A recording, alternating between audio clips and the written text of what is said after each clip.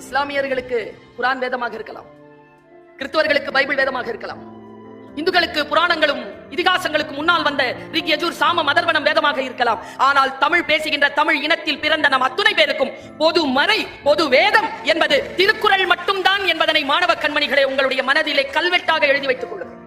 இந்த ஒரு இலக்கியம் போதுமானது நம்மை செலுத்துவதற்கு. எந்த இடத்துல விட்டு கொடுத்துறாதீங்க. தேர்வுக்காக படிக்காதீங்க குறளை. தேர்வுக்காக படித்தால் மதிப்பெண்கள் மட்டும்தான் கிடைக்கும். அதை வைத்துக் கொண்டு ஒரு சில விஷயங்கள் தான் சாதிக்கலாம். மனசுல உள்ள வாங்கி வச்சுக்கோங்க.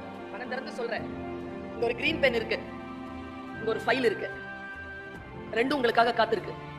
ஃபைலை எடுத்துட்டு கேபின் தட்டி உள்ள போய் யாரோ ஒருவர் கிரீன் பென் வச்சிருக்க கையெழுத்து வாங்க போறீங்களா?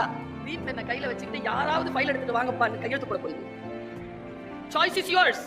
அதை நீங்கள் கையில் எடுத்துக் கொள்ள வேண்டும் என்றால் குழந்தைகளே, அடிப்படையாக இருக்கக்கூடிய சில விஷயங்களை புரிந்து கொள்ளுங்கள். எனக்கு தெரிந்து இந்தியாவில் அல்ல உலகத்திலேயே இப்படி பிள்ளைகளை அழைத்து உட்கார வைத்து அவர்களுடைய பகுத்தறிவை தூண்டி அவர்களுக்கான வாழ்க்கையில் அவர்கள் வெற்றி பெறுவதற்கான சாவிகளை தரக்கூடிய இயக்கம் தமிழ்நாட்டில் மட்டும்தான் இருக்கிறது.